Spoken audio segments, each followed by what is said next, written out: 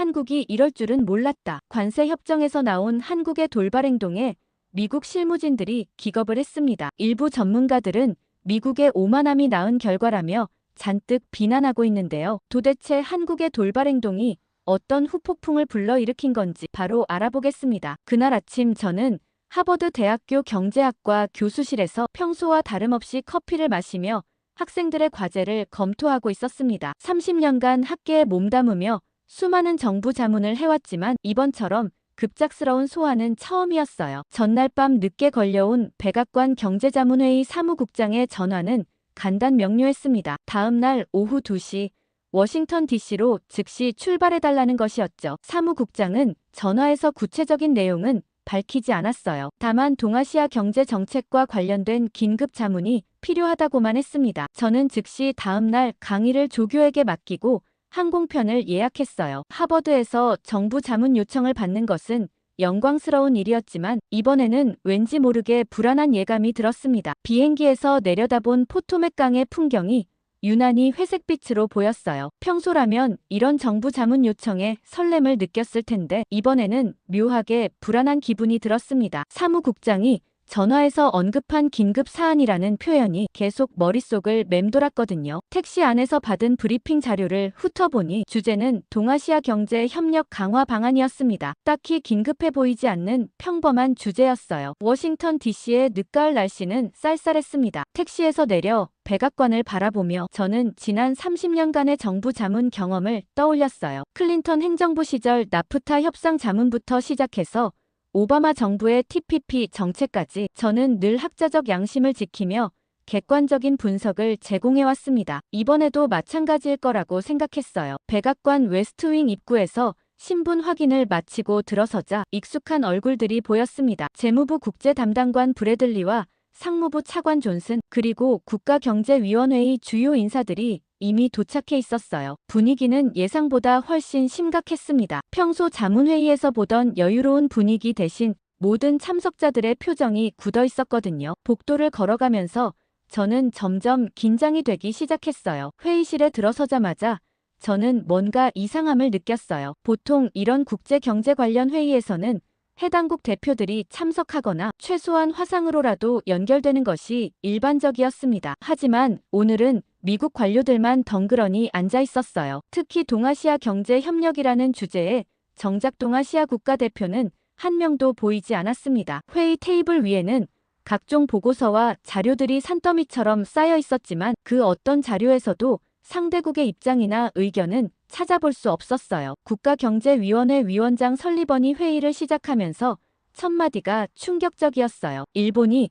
최근 방위비 분담금을 대폭 증액하기로 합의했다는 소식을 전하더니 이제 한국 차례라고 단도직입적으로 말했습니다. 그의 표현은 거침없었어요. 한국도 일본처럼 돈을 내든지 그게 싫으면 관세를 더 내든지 아니면 공장이라도 미국에 더 지으라는 것이었습니다. 마치 한국이 미국에게 빚을 지고 있는 나라처럼 말하고 있었어요. 브래들리 담당관이 구체적인 수치를 제시했어요. 현재 한국의 방위비 분담금을 연간 50% 인상하고 추가로 미국 기업에 대한 기술 이전과 투자 확대를 요구한다는 내용이었습니다. 존슨 차관은 더 나아가 한국이 이런 요구를 거부할 이유가 없다고 단언했습니다. 그의 논리는 간단했어요. 한국은 미국의 안보 우산 하에 있고 미국 시장에 크게 의존하고 있으니 당연히 더 많은 비용을 부담해야 한다는 것이었습니다. 물론 동맹국 간의 비용 분담 협상은 늘 있는 일이었고 협상 초기에는 강한 입장을 취하는 것이 일반적이었지만 회의가 진행될수록 뭔가 불편한 기분이 들기 시작했습니다. 참석자들이 한국을 마치 협상 상대가 아닌 일방적 요구를 받아들여야 하는 대상으로 취급하고 있었거든요. 설리번 위원장은 회의 말미에 중요한 지시를 내렸어요. 이번 정책은 한국의 동의를 구하는 것이 아니라 통보하는 것이라고 명확히 했습니다. 한국이 거부할 경우에 대응책까지 미리 준비해두라고 지시했어요. 저는 그 순간 불편한 마음을 떨칠 수 없었어요. 한국처럼 중요한 동맹국을 상대로 이럴 수는 없다고 생각했죠. 회의가 끝나고 나서도 내내 마음이 불편했죠. 평소라면 정부 자문 후에는 바로 일상으로 돌아갔을 텐데 이번에는 달랐어요. 무엇인가 놓친 부분이 있다는 직감이 계속 들었습니다. 그래서 저는 교수실에서 관련 자료들을 다시 검토해 보기로 했어요. 백악관에서 받은 회의록을 다시 읽어보니 더욱 당황스러웠습니다. 회의록 어디에도 한국 측의 입장이나 의견이 반영된 부분이 없었어요. 마치 한국이 존재하지 않는 나라처럼 취급되고 있었습니다. 저는 즉시 동료 교수인 김영준에게 전화를 걸었어요. 김영준은 하버드 케네디 스쿨에서 국제관계를 가르치는 한국계 미국인으로 한미 관계 전문가였습니다. 김영준과의 통화에서 충격적인 사실을 알게 됐어요. 바로 그 시기에 한국 외교부 차관이 방미 중이었다는 것이었습니다. 한국 측에서는 한미 경제 협력 방안에 대해 논의하고 싶다며 여러 차례 면담을 요청했지만 모두 거절당했다고 했어요. 심지어 공식적인 거절 통보도 받았다는 소식이었습니다. 저는 그 말을 듣고 깊은 충격에 빠졌어요. 게다가 김영준이 전해준 바에 따르면 한국 측의 면담 요청에 대해 국무부 고위 관계자가 한 말이 가관이었어요. 한국은 그냥 일본이 하는 대로 따라하면 된다는 식으로 말했다는 것이었습니다. 마치 한국이 독립적인 의사결정 능력이 없는 나라로 취급받고 있었어요. 저는 즉시 더 많은 정보를 찾기 위해 워싱턴의 지인들에게 연락했습니다. 국무부에서 20년간 근무한 제 친구 마이클 데이비스로부터 들은 이야기는 더욱 충격적이었어요. 백악관과 국무부 내에서는 한국을 단순한 추종국으로 분류하고 있다는 것이었습니다. 일본이 합의하면 한국도 자동으로 따라올 것이라고 당연시하고 있었어요. 데이비스는 최근 몇 달간 한국 관련 정책 회의에서 한국 전문가들의 의견은 철저히 무시되고 있다고 얘기했어요. 대신 한국을 잘 모르는 정치적 임명직들이 모든 결정을 내리고 있었습니다. 그들의 논리는 간단했어요. 한국은 미국 없이는 살 수 없으니 결국 미국이 원하는 대로 할 수밖에 없다는 것이었습니다. 저는 이런 상황이 얼마나 위험한지 깨닫기 시작했어요. 한국을 단순한 속국 취급하는 것은 심각한 외교적 실수였습니다. 한국은 세계 10위권의 경제 강국이자 첨단 기술 보유국이었거든요. 특히 반도체와 조선 그리고 배터리 분야에서는 전 세계적으로 중요한 역할을 하고 있었습니다. 제가 가장 우려했던 부분은 한국의 반응이었어요. 보통 이런 상황에서는 해당국이 강력히 항의하거나 언론을 통해 불만을 표출하는 것이 일반적입니다. 하지만 한국은 완전히 침묵하고 있었어요. 이런 침묵이 수용을 의미하는지 아니면 다른 뜻인지 판단하기 어려웠습니다. 저는 한국 언론들을 검색해봤어요. 놀랍게도 한국 언론들은 미국의 요구에 대해 거의 보도하지 않고 있었습니다. 몇몇 기사가 있긴 했지만 대부분 사실 전달 수준이었고 정부의 공식 입장도 찾아볼 수 없었어요. 이런 조용한 반응이 오히려 더 불안하게 느껴졌습니다. 김영준 교수와 재차 통화하면서 저는 더욱 심각한 문제를 발견했어요. 한국계 미국인 학자들과 정책 전문가들도 이번 사안에 대해 전혀 자문을 받지 못했다는 것이었습니다. 평소라면 한국 관련 정책에는 반드시 한국 전문가들이 참여했는데 이번에는 완전히 배제되어 있었어요. 저는 이런 상황에서 깊은 반감을 느끼기 시작했습니다. 학자로서 그리고 민주주의를 믿는 시민으로서 이런 일방적이고 오만한 접근은 받아들일 수 없었어요. 특히 한국처럼 중요한 동맹국을 이런 식으로 대하는 것은 장기적으로 미국에게도 해가 될 것이 분명했습니다. 더욱 걱정스러운 것은 이런 접근이 한국뿐만 아니라 다른 동맹국들에게도 적용될 가능성이었어요. 미국의 외교 정책이 위험한 방향으로 가고 있다는 확신이 들었습니다. 며칠간의 고민 끝에 저는 중요한 결정을 내렸습니다. 직접 한국 대표단을 찾아가서 비공식적으로나마 사과의 뜻을 전하고 그들의 진짜 입장을 들어보기로 한 것이었어요. 학자로서의 양심상 이런 일방적인 정책 결정 과정에 그냥 침묵할 수는 없었습니다. 김영준 교수의 도움을 받아 한국 외교부 차관 일행이 머물고 있는 워싱턴 DC의 호텔을 알아냈어요. 제가 직접 연락을 취해 면담을 요청했습니다. 상대방은 처음에는 의아해했지만 제가 하버드 교수이자 최근 백악관 자문회의에 참석했다고 밝히자 관심을 보이기 시작했어요. 다음 날 오후 저는 워싱턴의 한 조용한 카페에서 한국 외교부 차관 이재명과 만날 수 있었습니다. 김 차관은 50대 중반의 침착한 인상을 가진 인물이었어요. 20년 넘게 외교관으로 일해온 베테랑이었지만 그의 표정에서는 깊은 피로감이 느껴졌습니다. 저는 먼저 솔직하게 사과부터 했어요. 최근 백악관 회의에서 한국의 입장이 전혀 고려되지 않았다는 점, 그리고 한국 대표단의 면담 요청이 거절된 것에 대해 미국의 한 시민으로서 깊이 사과한다고 말했습니다. 또한 학자로서 이런 일방적인 정책 결정에 반대한다는 입장도 분명히 했어요. 김 차관의 반응은 의외였습니다. 그는 차분한 미소를 지으며 클락 교수의 양심에 감사하다고 말했어요. 하지만 동시에 이런 상황이 전혀 놀랍지 않다고 덧붙였습니다. 한국 정부는 이미 몇 달 전부터 미국의 이런 접근을 예상하고 있었다는 것이었어요. 저는 그에게 한국 정부의 진짜 입장이 무엇인지 물어봤습니다. 김 차관은 잠시 침묵하더니 신중하게 말했어요. 한국은 미국과의 협력을 중시하지만 일방적인 요구는 받아들일 수 없다는 것이 기본 입장이라고 했습니다. 특히 사전 협의 없이 결정된 정책을 통보받는 것은 주권국가에 대한 예의가 아니라고 지적했어요. 더욱 놀라운 것은 한국 정부의 대응 전략이었습니다. 김 차관은 한국이 이미 다양한 대안을 검토하고 있다고 말했어요. 미국과의 협력이 중요하지만 그것이 일방적 종속을 의미하지는 않는다는 것이었습니다. 한국은 유럽, 동남아시아, 중동 등과의 관계도 중시하고 있다고 강조했어요. 저는 그에게 구체적으로 무엇을 원하는지 물어봤습니다. 김 차관의 대답은 간단했어요. 상호 존중에 기반한 진정한 대화를 원한다는 것이었습니다. 한국을 단순한 요구 수용국으로 보지 말고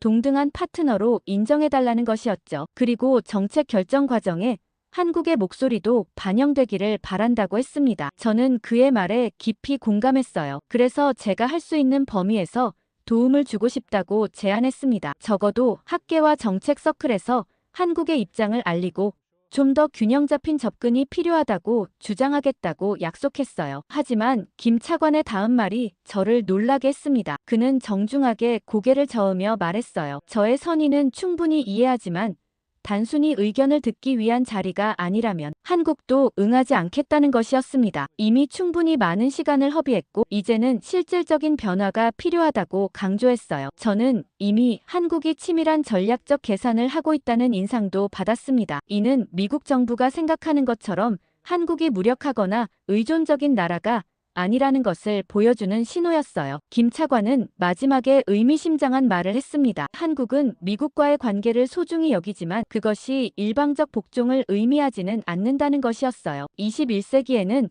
모든 나라가 상호 존중에 기반한 관계를 추구해야 한다고 강조했습니다. 그리고 한국도 그런 관계를 원한다고 분명히 했어요. 카페를 나서면서 저는 깊은 인상을 받았습니다. 한국의 외교관들이 보여준 것은 단순한 항의나 불만이 아니라 성숙한 외교적 사고였어요. 그들은 감정적으로 반응하지 않고 원칙에 따라 냉정하게 대응하고 있었습니다. 이런 태도가 오히려 더 강력한 메시지를 전달하고 있었어요. 호텔로 돌아가는 길에 저는 미국 정부의 접근이 얼마나 잘못되었는지 더욱 확실히 깨달았습니다. 한국을 단순한 속국으로 취급하는 것은 현실을 완전히 오판한 것이었어요. 한국은 이미 독립적인 사고와 전략을 가진 나라였고 미국의 일방적 요구에 굴복할 의사가 전혀 없다는 것을 분명히 보여주고 있었습니다. 그날 밤 저는 하버드로 돌아가면서 중요한 결심을 했어요. 이 문제를 그냥 넘어갈 수는 없었습니다. 학자로서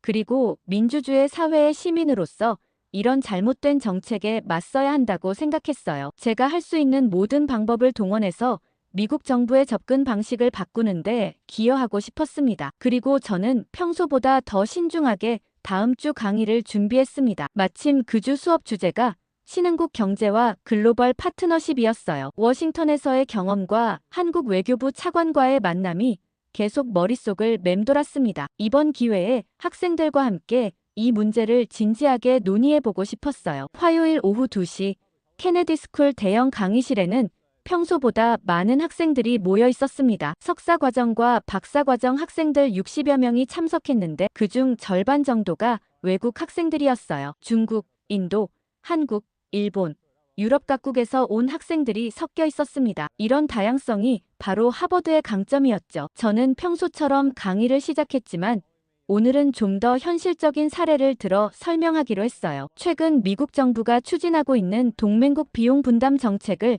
예로 들면서 전통적인 국제관계 이론과 현실의 괴리에 대해 이야기했습니다. 학생들의 반응이 평소보다 더 적극적이었어요. 수업이 절반쯤 진행됐을 때 중국에서 온 박사과정 학생 리웨이가 손을 들었습니다. 그는 직설적으로 물어봤어요. 한국 같은 나라는 결국 미국 없으면 경제적으로 버틸 수 없는 것 아니냐고 말이죠. 미국 시장에 대한 의존도가 워낙 높고 안보도 미국에 의존하고 있으니 결국 미국이 요구하면 따를 수밖에 없다는 것이 그의 논리였어요. 그러자 미국 학생인 제니퍼 톰슨이 거들었습니다. 일본도 결국 미국의 요구를 받아들였는데 왜 한국은 안 된다는 건지 이해할 수 없다고 말했어요. 동맹국이라면 당연히 더 많은 비용을 부담해야 하는 것 아니냐는 것이었습니다. 강의실 분위기가 점점 뜨거워지기 시작했어요. 저는 이 순간을 놓칠 수 없다고 생각했습니다. 학생들의 이런 반응이야말로 미국 사회 전반의 인식을 보여주는 것이었거든요. 저는 칠판 앞으로 나가서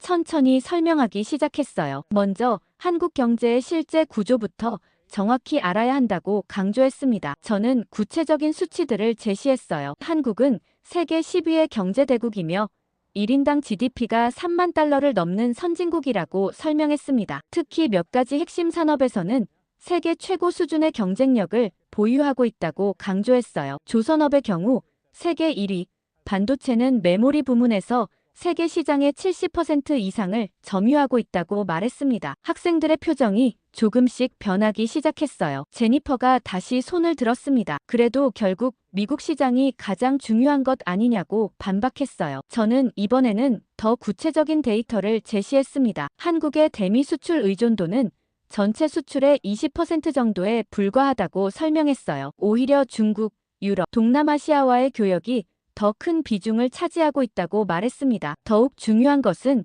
한국이 미국에 제공하는 가치였어요. 저는 학생들에게 생각해보라고 했습니다. 한국 없이 미국의 첨단 산업이 제대로 돌아갈 수 있겠느냐고 말이죠. 삼성과 SK 하이닉스가 공급하는 메모리 반도체가 없으면 아이폰도 만들 수 없고 현대중공업이 건조하는 LNG 운반선 없이는 미국의 에너지 수출도 제한될 수밖에 없다고 설명했어요. 리웨이가 또 다른 질문을 던졌습니다. 그래도 안보 측면에서는 한국이 일방적으로 미국에 의존하는 것 아니냐고 말이죠. 저는 이 부분에서도 정확한 팩트를 제시했어요. 한국이 제공하는 전략적 가치는 단순히 기지 제공에 그치지 않는다고 설명했습니다. 주한미군 기지는 동아시아 전체를 커버하는 핵심 전략 거점이며 한국 없이는 미국의 아시아 전략 자체가 불가능하다고 강조했어요. 게다가 한국의 방산 기술력이 이미 세계 최고 수준에 도달했다는 것을 설명했어요. 최근 폴란드에 수출한 K9 자주포와 K2 전차는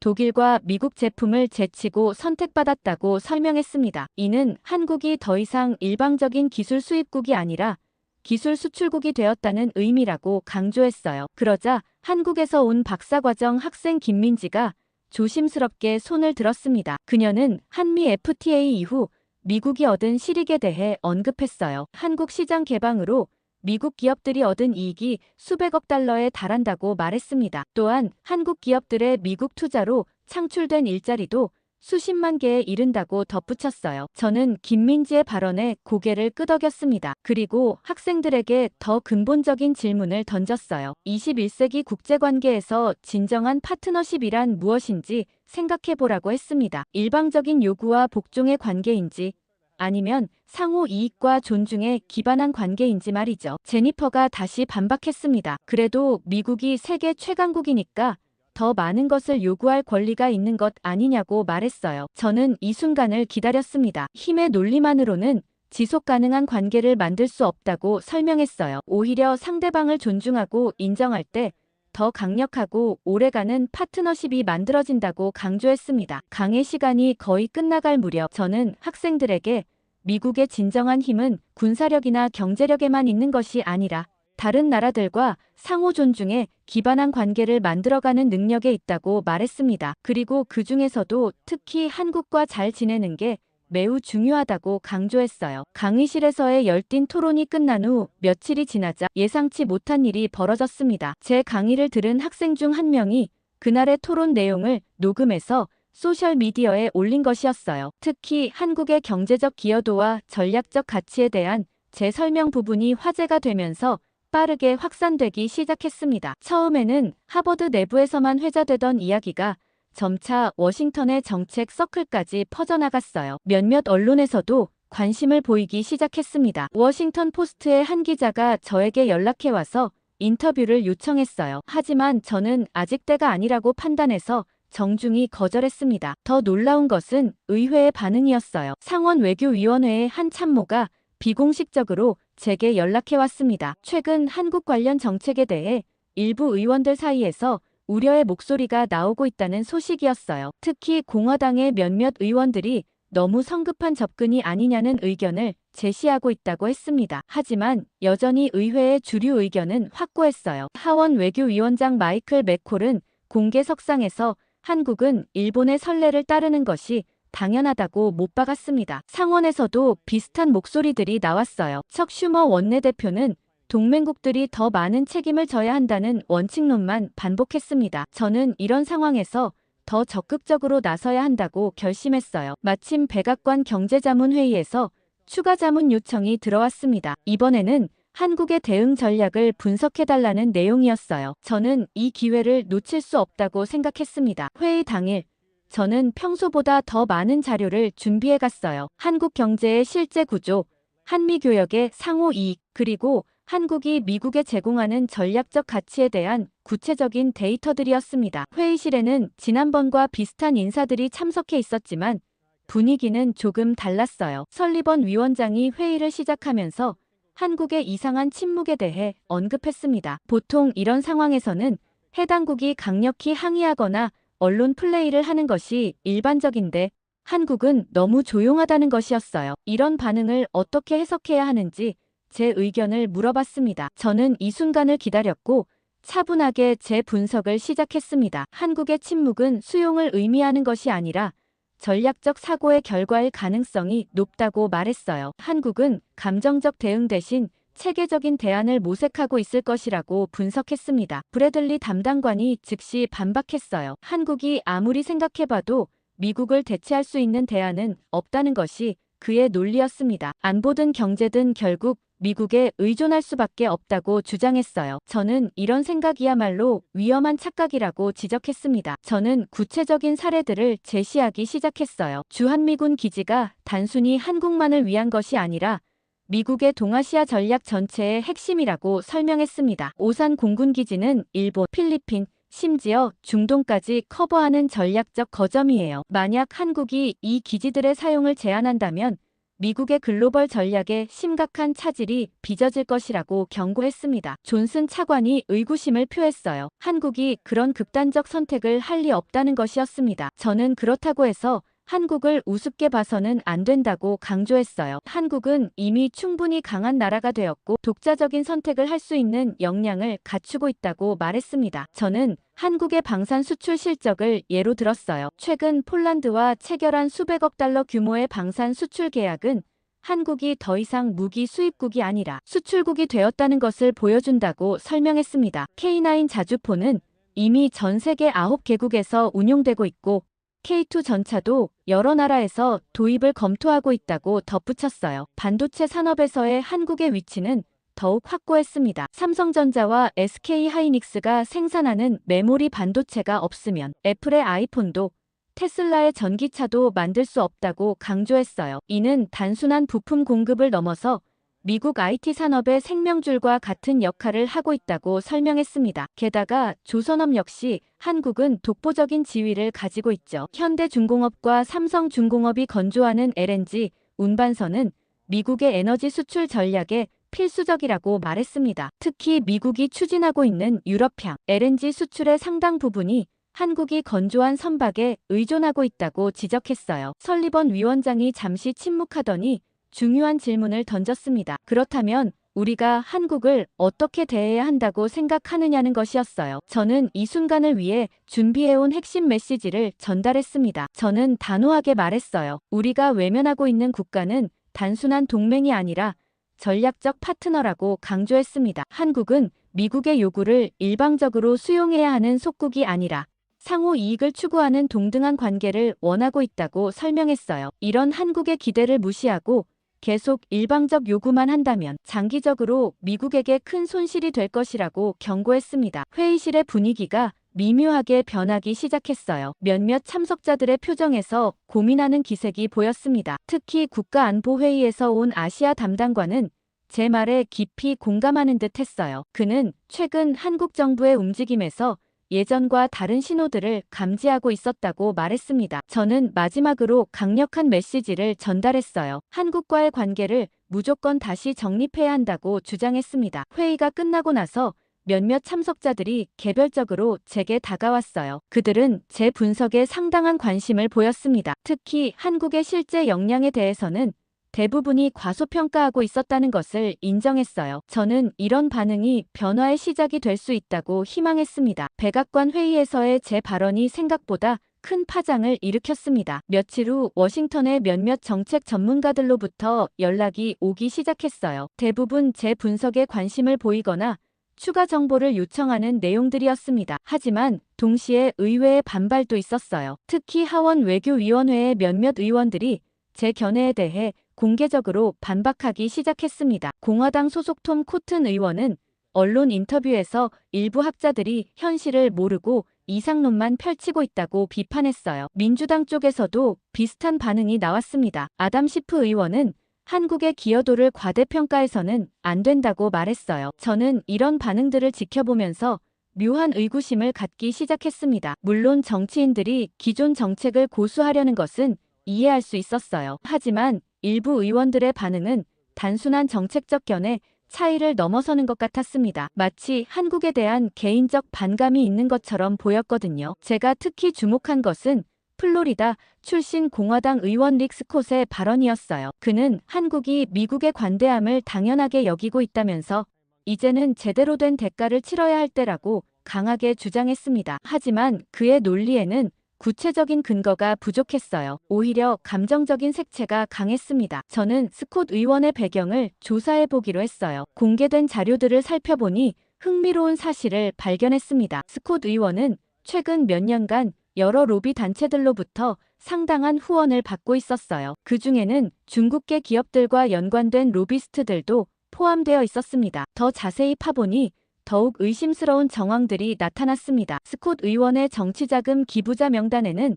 중국과 비즈니스 관계를 맺고 있는 여러 기업들이 포함되어 있었어요. 특히 반도체와 방산 분야에서 중국 기업들과 경쟁 관계에 있는 미국 기업들의 기부가 눈에 띄었습니다. 저는 이런 연관성이 단순한 우연일 수도 있다고 생각했어요. 하지만 다른 의원들도 비슷한 패턴을 보이고 있다는 것을 발견하고 나서는 더 이상 우연으로 볼 수 없었습니다. 특히 한국에 대해 강경한 입장을 보이는 의원들 중 상당수가 중국 관련 로비스트들과 연결고리를 갖고 있었어요. 제가 가장 의심스럽게 본 것은 워싱턴의 한 컨설팅 회사였습니다. 이 회사는 표면적으로는 아시아 시장 진출을 돕는 컨설팅 회사였어요. 하지만 자세히 조사해보니 중국 정부와 밀접한 관계를 맺고 있는 것으로 보였습니다. 더욱 놀라운 것은 이 회사가 최근 몇 년간 미국 의회에 상당한 로비 활동을 벌여왔다는 사실이었어요. 공개된 로비 등록 자료에 따르면 이들은 아시아, 태평양 지역 안보 협력 강화라는 명목으로 의회에 접근하고 있었습니다. 하지만 실제로는 한국의 영향력을 견제하고 중국의 입지를 강화하는 방향으로 활동하고 있는 것 같았어요. 심지어 회사의 대표인 채는 중국계 미국인으로 과거 중국 정부 산하 연구기관에서 근무한 경력이 있었어요. 그는 워싱턴에서 상당한 인맥을 구축하고 있었고 여러 정치인들과 가까운 관계를 유지하고 있었습니다. 첸이 최근 작성한 보고서의 내용은 더 충격적이었습니다. 그는 한국의 영향력 확대가 지역 균형에 위협이 될 수 있다고 주장했습니다. 특히 한국의 반도체와 방산 산업이 과도하게 성장하고 있으며 이를 견제할 필요가 있다고 강조했어요. 저는 이 보고서를 읽으면서 소름이 돋았습니다. 첸의 주장은 겉으로는 지역 안정을 위한 것처럼 포장되어 있었지만 실제로는 한국을 약화시키고 중국의 영향력을 강화하려는 의도가 명확했어요. 더욱 놀라운 것은 이 보고서의 논리가 최근 의회에서 나오는 반한 발언들과 매우 유사하다는 점이었습니다. 저는 더 깊이 파고들어야 한다고 생각했어요. 공개된 자료만으로는 한계가 있었지만 이미 충분히 의심스러운 정황들이 드러나고 있었습니다. 중국이 마쿠에서 한미 관계를 이간시키려는 공작을 펼치고 있을 가능성이 점점 높아 보였어요. 제가 특히 주목한 것은 타이밍이었습니다. 미국이 한국에 대해 강경한 입장을 취하기 시작한 시점과 중국 관련 로비 활동이 활발해진 시점이 거의 일치했어요. 이는 단순한 우연이라고 보기에는 너무도 명확한 패턴이었습니다. 저는 이런 의혹을 확인하기 위해 더 많은 증거가 필요하다고 생각했어요. 하지만 이미 충분히 심각한 상황이라는 것은 분명했습니다. 만약 정말로 중국이 미국 의회를 조종해서 한미 관계를 악화시키려 한다면 이는 미국의 국가 안보에 직접적인 위협이 될 수 있었거든요. 하지만 섣부른 추측으로 문제를 키우고 싶지는 않았습니다. 하지만 동시에 이런 의혹을 그냥 넘어갈 수도 없었어요. 미국의 외교 정책이 외국의 조종에 의해 좌우된다면 이는 민주주의의 근간을 흔드는 심각한 문제였거든요. 그러나 며칠간의 고민 끝에 저는 더 적극적인 조사에 나서기로 결심했습니다. 하지만 혼자서는 한계가 있다고 판단해서 믿을 만한 동료들의 도움을 구하기로 했어요. 가장 먼저 연락한 것은 하버드 케네디 스쿨의 동료 교수인 데이비드 로젠버그였습니다. 로젠버그 교수는 30년간 정보 분석 분야에서 일해온 베테랑이었어요. CIA에서 15년간 근무한 후 학계로 옮겨와서 국가안보 정책을 가르치고 있었습니다. 특히 외국의 영향력 공작에 대해서는 전문가 수준의 지식을 갖고 있었죠. 저는 그에게 제가 발견한 의혹들을 조심스럽게 털어놨어요. 로젠버그 교수는 제 이야기를 듣더니 심각한 표정을 지었습니다. 그는 저보다 훨씬 더 구체적인 정보를 갖고 있었어요. 최근 몇 년간 중국의 대미 영향력 공작이 상당히 정교해졌다는 것이 그의 분석이었습니다. 특히 직접적인 로비보다는 간접적이고 우회적인 방식을 선호하고 있다고 설명했어요. 그는 저에게 몇 가지 조사 방법을 제안했습니다. 먼저 의원들의 정치자금 기부 내역을 더 자세히 분석해보라고 했어요. 단순히 직접 기부만이 아니라 우회 기부나 슈퍼팩을 통한 간접 지원까지 추적해야 한다고 강조했습니다. 또한 로비스트들의 실제 활동 내역도 면밀히 살펴보라고 조언했어요. 저는 로젠버그 교수의 조언에 따라 더 체계적인 조사를 시작했습니다. 먼저 연방선거위원회의 공개 데이터베이스를 통해 관련 의원들의 정치자금 흐름을 추적했어요. 단순한 개인 기부부터 시작해서 기업 기부, 정치행동위원회 기부까지 모든 루트를 살펴봤습니다. 가장 먼저 눈에 띈 것은 스콧 의원 관련 정보였어요. 그의 정치자금 기부자 중에는 어떤 투자 회사가 포함되어 있었습니다. 이 회사는 표면적으로는 미국 회사였지만 실제로는 중국 자본이 상당 부분 투입되어 있었어요. 더욱 흥미로운 것은 이 회사가 한국 기업들과 경쟁 관계에 있는 중국 반도체 기업들에 투자하고 있다는 점이었습니다. 저는 그 회사의 투자 포트폴리오를 자세히 분석해봤어요. 놀랍게도 이들이 투자한 중국 기업들 중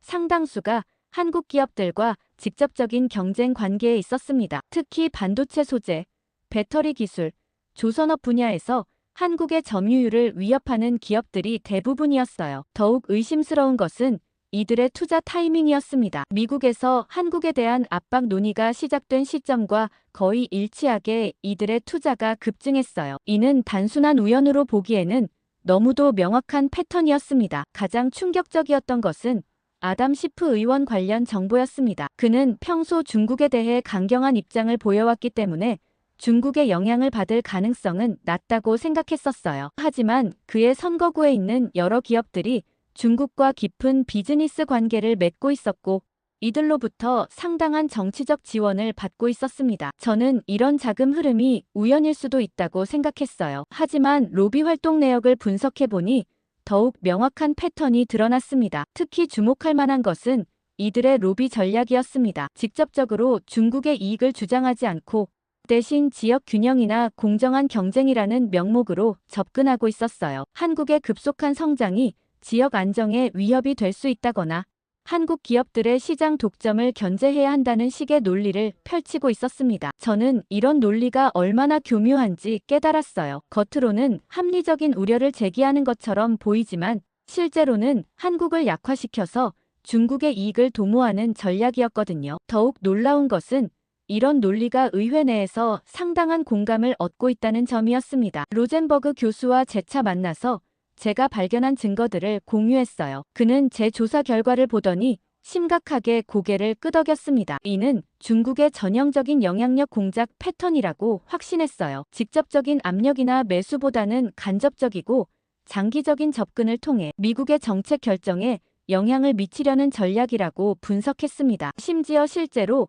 미국 의회에서 한국에 대한 인식이 부정적으로 변하고 있었고 이는 중국이 의도한 바와 정확히 일치했습니다. 한미 관계가 악화되면 가장 큰 수혜자는 중국이었거든요. 저는 이제 더 구체적인 증거를 확보해야 한다고 생각했어요. 지금까지 발견한 것들은 정황상 의혹을 제기하기에는 충분했지만 결정적인 증거는 부족했습니다. 로젠버그 교수는 이런 경우 보통 내부 문서나 통신 기록이 필요하다고 조언했어요. 하지만 그런 자료를 얻기는 쉽지 않았습니다. 저는 합법적인 범위 내에서 접근할 수 있는 방법을 모색해야 했어요. 다행히 로젠버그 교수가 정부 내 지인들을 통해 일부 정보를 확인할 수 있다고 제안했습니다. 그런데 며칠 후 그로부터 충격적인 소식을 들었어요. 로젠버그의 소식통에 따르면 FBI가 이미 몇 달 전부터 중국의 대미, 영향력 공작을 조사하고 있었다는 것이었습니다. 특히 의회 로비 활동에 대한 수사가 진행 중이었고, 제가 의혹을 제기한 인물들 중 일부가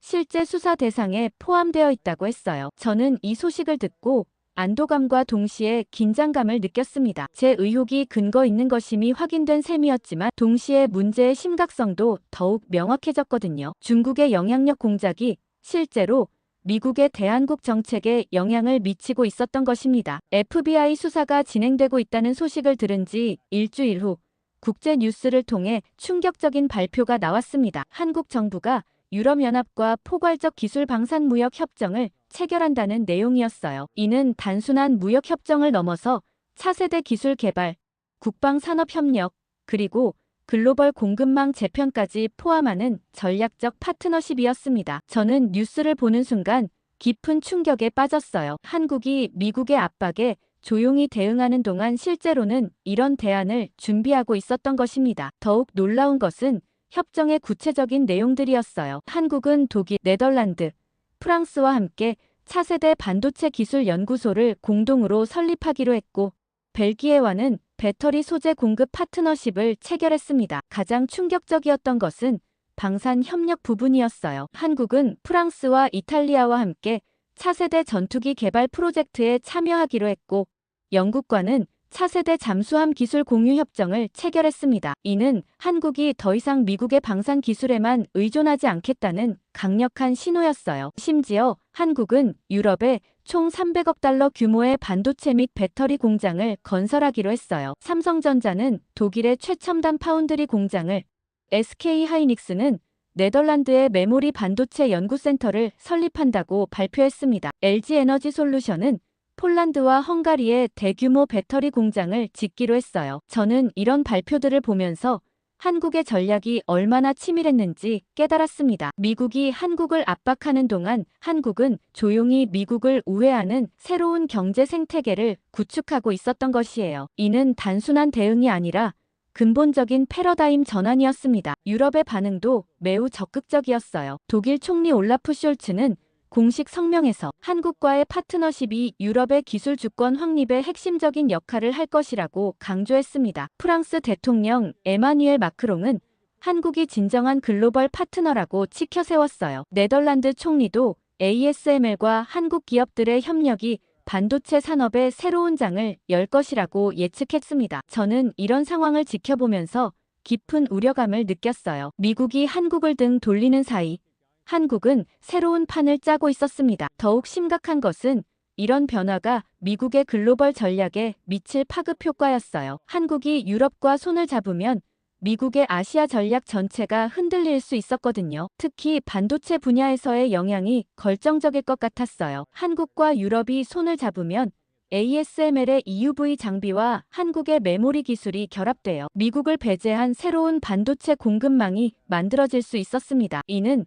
미국의 반도체 패권에 직접적인 도전이 될 수 있었어요. 저는 즉시 워싱턴의 지인들에게 연락해서 이 상황에 대한 반응을 알아봤어요. 대부분이 충격에 빠져 있었습니다. 특히 국무부와 국방부에서는 한국의 이런 움직임을 전혀 예상하지 못했다고 털어놨어요. 그들은 여전히 한국이 미국에 의존할 수밖에 없을 것이라고 생각하고 있었거든요. 백악관의 반응도 비슷했습니다. 국가안보회의 관계자들은 한국의 발표를 보고 당황하고 있었어요. 그들은 한국이 이런 카드를 가지고 있었다는 것을 전혀 몰랐다고 인정했습니다. 더욱 충격적인 것은 이런 협정들이 이미 몇 달 전부터 비밀리에 추진되어 왔다는 사실이었어요. 의회의 반응은 더욱 극적이었습니다. 그동안 한국에 대해 강경한 입장을 보여왔던 의원들조차 당황하는 기색을 보였어요. 스콧 의원은 언론과의 인터뷰에서 한국의 결정이 성급하다고 비판했지만 그의 목소리에는 확신이 부족했습니다. 톰 코튼 의원도 비슷한 반응을 보였어요. 저는 이런 상황을 보면서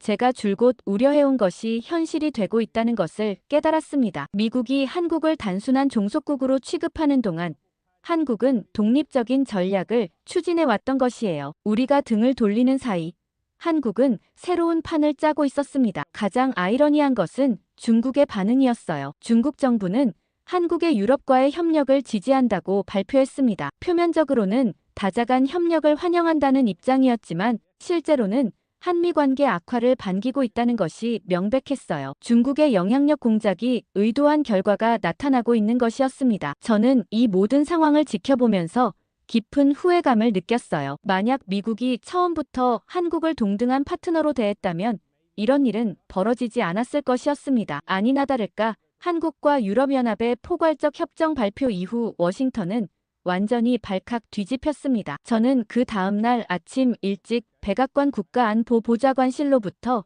긴급 전화를 받았어요. 제이크 설리번 보좌관이 직접 저에게 즉시 워싱턴으로 와달라고 요청했습니다. 목소리에서 상당한 다급함이 느껴졌어요. 비행기에서 워싱턴으로 향하는 동안 저는 복잡한 심경이었습니다. 몇 달 전만 해도 미국 정부는 한국을 단순한 요구 수용국으로 취급했는데 이제는 제게 긴급히 도움을 요청하고 있었어요. 아이러니한 상황이었지만 동시에 변화의 기회이기도 했습니다. 백악관에 도착하자마자 저는 웨스트윙의 상황실로 안내받았어요. 평소보다 훨씬 많은 고위 관료들이 모여 있었습니다. 이런 고위급 회의에 외부 학자인 제가 초청받는 것은 이례적인 일이었습니다. 설리번 보좌관이 회의를 시작하면서 상황의 심각성을 강조했어요. 한국의 유럽과의 협력이 단순한 경제 협정을 넘어서 미국의 글로벌 전략에 근본적인 도전이 될 수 있다는 분석이었습니다. 특히 반도체와 방산 분야에서의 협력이 미국의 기술 우위를 위협할 수 있다고 우려했어요. 국무장관은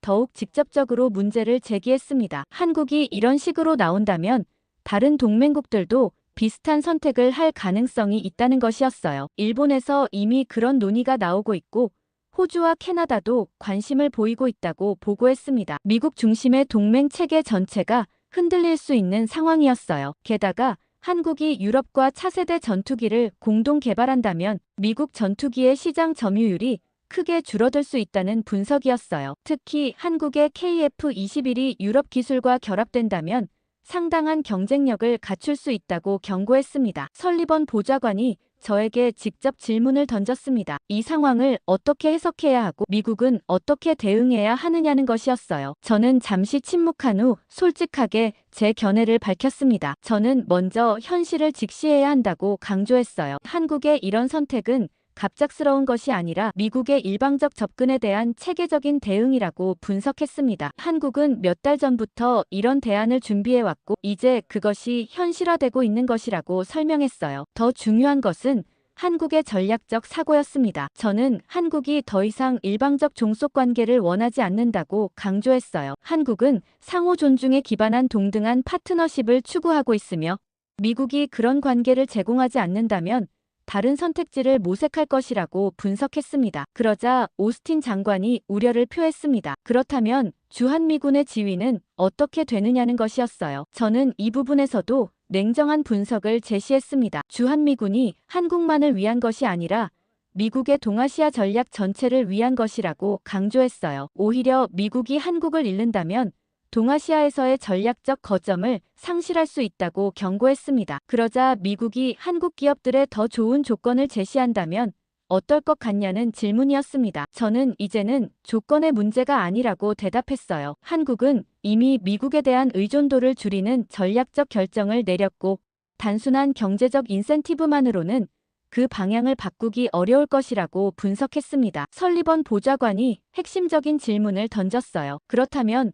미국은 어떻게 해야 하느냐는 것이었습니다. 저는 이 순간을 기다렸습니다. 근본적인 접근 방식의 변화가 필요하다고 강조했어요. 저는 먼저 중국의 영향력 공작 문제부터 해결해야 한다고 제안했습니다. 의회 내에서 반한 정서를 부추기고 있는 친중 로비스트들을 색출하고 처벌해야 한다고 강조했어요. 이미 FBI가 수사를 진행하고 있다는 것을 언급하면서 이 문제의 해결이 선행되어야 한다고 주장했습니다. 다음으로는 한국과의 관계를 완전히 재정립해야 한다고 제안했어요. 일방적 요구나 압박 대신 상호 존중에 기반한 진정한 파트너십을 구축해야 한다고 강조했습니다. 한국을 동등한 전략적 파트너로 인정하고 공동 이익을 추구하는 방향으로 관계를 발전시켜야 한다고 말했어요. 저는 또한 구체적인 협력 방안도 제시했습니다. 한미 공동기술연구소 설립, 차세대 산업 분야에서의 공동투자 펀드 조성, 그리고 글로벌 공급망 방어를 위한 전략적 협력 등을 제안했어요. 이런 협력을 통해 한국이 유럽으로 기울어가는 것을 막고 다시 미국과의 파트너십을 강화할 수 있을 것이라고 분석했습니다. 회의실의 분위기가 점차 진지해졌어요. 참석자들 모두 상황의 심각성을 인식하고 있었습니다. 설리번 보좌관은 제 제안을 신중히 검토해보겠다고 말했어요. 그리고 저에게 공식적으로 한국 관련 정책 자문단을 구성해달라고 요청했습니다. 백악관 회의 후 일주일이 지났을 때 드디어 FBI 수사가 결실을 맺기 시작했습니다. 로젠버그 교수로부터 연락이 왔는데 수사당국이 중국의 대미, 영향력 공작에 대한 결정적 증거를 확보했다는 소식이었어요. 특히 제가 의혹을 제기했던 의원들과 로비스트들 간의 불법적 거래 증거가 포착되었다고 했습니다. 가장 충격적이었던 것은 스콧 의원 관련 증거였어요. FBI는 그가 받은 자금이 실제로는 중국 정부 산하기관에서 나온 것임을 확인했습니다. 더욱 놀라운 것은 그가 이 대가로 의회에서 특정 방향의 발언을 하기로 약속했다는 내부 문서까지 발견되었다는 것이었어요. 저는 이런 소식을 듣고 깊은 분노를 느꼈어요. 미국의 의원들이 외국 정부의 돈을 받고 자국의 동맹국을 헐뜯는 일에 가담했다는 것이 믿기지 않았습니다. 이는 단순한 부패를 넘어서 국가 반역에 해당하는 행위였어요. FBI는 신중하게 수사를 진행했지만 결국 공개할 수밖에 없는 시점이 왔습니다. 상원법사위원회가 이 문제에 대한 청문회를 개최하기로 결정한 것이었어요. 청문회가 끝나고 나서 언론의 반응은 폭발적이었습니다. 주요 방송사들이 일제히 이 사건을 톱뉴스로 다뤘어요. 워싱턴 포스트와 뉴욕타임스는 일면 전체를 할애해서 중국의 의회 조종 공작을 상세히 보도했습니다. 가장 인상적이었던 것은 여론의 반응이었어요. 미국 국민들은 자국의 의원들이 외국 정부의 돈을 받고 동맹국을 배신했다는 사실에 분노했습니다. 특히 한국에 대한 인식이 급격히 호전되기 시작했어요. 한국이 피해자였다는 것이 명확해지면서 동정 여론이 확산되었습니다. 게다가 청문회 이후 워싱턴은 완전히 다른 분위기가 되었습니다. 의회는 그야말로 패닉 상태에 빠졌어요. 중국의 영향력 공작이 얼마나 깊숙이 침투해 있었는지 드러나면서 모든 의원들이 자신들의 정치 자금과 로비 접촉 기록을 재점검하기 시작했습니다. 누구도 중국과의 연관성 의혹에서 자유롭지 못하다는 불안감이 의회 전체를 지배했어요. 설리번 보좌관으로부터 다시 연락이 왔을 때 그의 목소리에는 이전과는 완전히 다른 어조가 담겨 있었습니다. 백악관이 저에게 한국 관련 정책의 전략 총괄 자격을 부여하겠다는 것이었어요. 이는 외부 학자로서는 매우 이례적인 권한이었습니다. 저는 이 제안을 받아들이면서 드디어 진정한 변화를 만들어낼 기회가 왔다고 생각했어요. 첫 번째 과제는 신뢰할 만한 자문단을 구성하는 것이었습니다. 저는 MIT의 한국계 경제학 교수, 스탠퍼드의 국제관계 전문 교수, 그리고 조지타운 대학의 안보 전문 교수를 핵심 멤버로 영입했어요. 이들은 모두 한미 관계에 대한 깊은 이해와 함께 객관적 시각을 갖춘 전문가들이었습니다. 또한 실무진에는 한국에서 유학 온 박사과정 학생들과 젊은 한국계 미국인 정책 전문가들을 포함시켰어요. 이들의 참여는 단순히 전문성 확보를 넘어서 상징적 의미도 컸습니다. 한국계 미국인들이 미국의 대한국 정책 수립에 직접 참여한다는 것 자체가 새로운 변화의 신호였거든요. 자문단 첫 회의에서 우리는 현실적 문제들에 직면했습니다. 한국이 이미 유럽과의 협력을 본격화하고 있는 상황에서 미국이 제시할 수 있는 대안이 무엇인지 고민해야 했어요. 김정호 교수는 단순한 경제적 인센티브만으로는 한국의 전략적 방향 전환을 되돌리기 어려울 것이라고 분석했습니다. 무엇보다 한국이 원하는 것은 돈이나 혜택이 아니라 존중과 동등한 파트너십이라는 것이었습니다. 따라서 미국의 접근 방식 자체가 완전히 바뀌어야 한다고 강조했어요. 일방적 요구나 압박 대신 진정한 협력 모델을 제시해야 한다는 것이 그의 주장이었습니다. 우리가 첫 번째로 제안한 것은 한미 공동기술연합의 설립이었어요. 이는 단순한 기술 이전이나 일방적 협력이 아니라 양국이 동등한 입장에서 차세대 기술을 공동 개발하는 플랫폼이었습니다. 특히 인공지능, 양자컴퓨터, 바이오 기술 분야에서 한국의 강점과 미국의 역량을 결합하자는 제안이었어요. 두 번째는 산업혁신펀드의 조성이었습니다. 미국과 한국이 공동으로 500억 달러 규모의 펀드를 만들어서 양국 스타트업과 혁신 기업들을 지원하자는 계획이었어요. 이 펀드는 단순히 자금 지원을 넘어서 양국 기업들 간의 기술, 교류와 공동 연구개발을 촉진하는 역할을 할 것이었습니다. 세 번째는 국방기술 협력안이었습니다. 한국의 K9 자주포, K2 전차 같은 우수한 무기 체계와 미국의 첨단 군사기술을 결합해서 차세대 무기 체계를 공동 개발하자는 제안이었어요. 이는 한국이 단순한 무기 도입국이 아니라 공동 개발 파트너로 인정받는다는 상징적 의미도 컸습니다. 하지만 이런 제안들을 현실화하는 것은 쉽지 않았어요. 무엇보다 의회의 승인이 필요했는데 아직도 일부 의원들은 한국에 대한 기존 인식에서 벗어나지 못하고 있었습니다. 특히 공화당 내 강경파들은 여전히 한국이 더 많은 부담을 져야 한다는 입장을 고수하고 있었어요. 저는 의회 설득을 위해 직접 나서기로 했습니다. 하원 외교위원회와 상원 외교위원회를 차례로 방문해서 우리의 제안을 설명하고 지지를 요청했어요. 처음에는 회의적인 반응이 많았지만 중국 영향력 공작 사건 이후 분위기가 조금씩 바뀌기 시작했습니다. 특히 젊은 의원들의 반응이 긍정적이었어요. 그들은 21세기형 동맹 관계의 필요성을 잘 이해하고 있었고 한국과의 새로운 파트너십에 대해 열린 마음을 보였습니다. 하지만 가장 큰 변화는 여론이었습니다. 중국 공작 사건이 폭로된 후 미국 국민들의 한국에 대한 인식이 급격히 호전되었어요. CNN과 MBC가 실시한 여론조사에 따르면 한국을 신뢰할 수 있는 동맹국으로 보는 미국인의 비율이 80%를 넘어섰습니다. 저는 이런 변화를 보면서 희망을 느꼈어요. 비록 늦었지만 미국이 올바른 방향으로 가고 있다는 확신이 들었습니다. 하지만 동시에 시간이 많지 않다는 것도 알고 있었어요. 한국이 유럽과의 협력을 더욱 깊화하기 전에 미국이 새로운 제안을 내놓아야 했거든요. 가장 큰 도전은 한국 정부의 신뢰를 회복하는 것이었습니다. 몇 달간 한국을 무시하고 압박했던 미국이 갑자기 협력을 제안한다고 해서 한국이 쉽게 믿어줄 리 없었어요. 진정성을 보여주기 위해서는 구체적이고 실질적인 행동이 필요했습니다. 미국 사회의 극적인 변화에도 불구하고 한국 정부의 반응은 여전히 조심스러웠습니다. 하지만 드디어 돌파구가 열렸어요. 한국 외교부에서 비공식 채널을 통해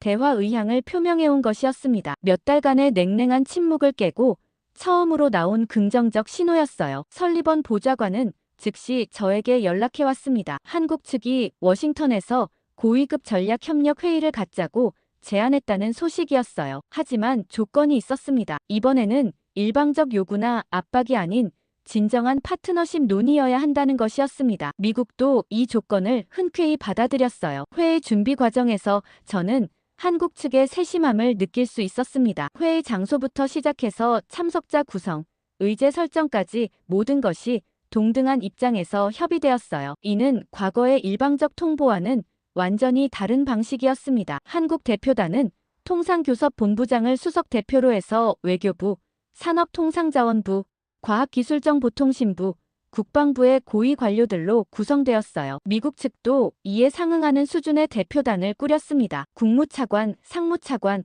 국방차관보, 그리고 백악관 국가안보회의 고위 관료들이 참석했어요. 회의 첫날, 저는 한국 대표단의 분위기에서 과거와는 완전히 다른 자신감을 느꼈습니다. 몇 달 전 호텔 로비에서 만났던 차관의 조심스러운 모습과는 전혀 달랐어요. 이제 한국은 대등한 파트너로서 당당하게 자신들의 입장을 표명하고 있었습니다. 통상교섭본부장이 첫 발언에서 명확히 한 것은 한국의 기본 원칙이었어요. 상호 존중, 호혜 평등, 그리고 장기적 파트너십이라는 세 가지 원칙이 모든 협력의 기초가 되어야 한다는 것이었습니다. 또한 한국은 어느 한 나라에 일방적으로 의존하지 않는 다변화된 파트너십을 추구한다고 분명히 했어요. 미국 측 수석 대표인 국무차관은 과거의 접근 방식에 대해 공식적으로 사과했습니다. 한국의 입장을 충분히 고려하지 못했던 점과 일방적인 요구를 했던 점에 대해 깊이 반성한다고 말했어요. 그리고 앞으로는 진정한 동반자로서 함께 발전해 나가고 싶다고 밝혔습니다. 하지만 한국 측의 반응은 여전히 신중했어요. 사과는 받아들이지만 중요한 것은 앞으로의 행동이라고 강조했습니다. 말보다는 실질적인 변화가 필요하다는 것이 한국의 일관된 입장이었어요. 미국 측 실무진은 무조건 한국의 요구 조건을 모두 반영해주겠다고 했죠. 저는 이 회의를 마치면서 깊은 감격을 느꼈어요. 몇 달 전만 해도 불가능해 보였던 변화가 현실이 된 것이었습니다. 비록 중국의 음모와 우리의 실수로 시작된 위기였지만 결과적으로는 한미 관계를 한 단계 더 발전시키는 계기가 되었어요. 회의가 끝나고 한국 대표단과 작별 인사를 나눌 때 통상교섭 본부장이 저에게 개인적으로 감사 인사를 전했습니다. 제가 처음부터 한국의 입장을 이해하고 지지해준 덕분에 이런 결과가 가능했다고 말해주었어요. 저는 그저 옳은 일을 했을 뿐이라고 대답했지만 마음속으로는 뿌듯함을 감출 수 없었습니다. 한미 전략협력회의가 성공적으로 마무리된 지 한 달 후 저는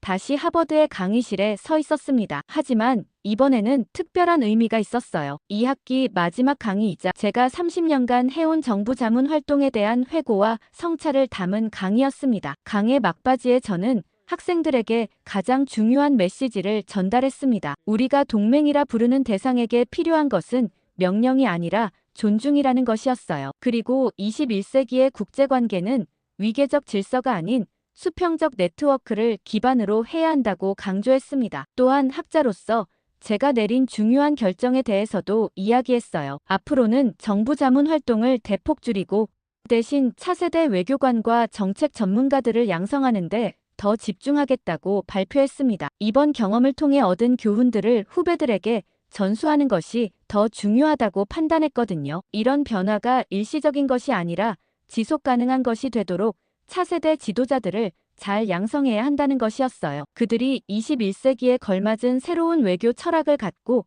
세상을 이끌어갈 수 있도록 도와야 했습니다. 저는 하버드 강단에서 이런 꿈을 현실로 만들어가기로 결심했습니다. 그것이 학자로서 그리고 이 변화의 증인으로서 제가 해야 할 마지막 사명이라고 생각했어요. 누가 봐도 한국이 유리한 싸움 아니었나 싶습니다. 이제 미국도 더 이상 한국을 만만히 볼 게 아니라는 생각이 드는데요. 영상의 내용에 대해 댓글 많이 부탁드립니다.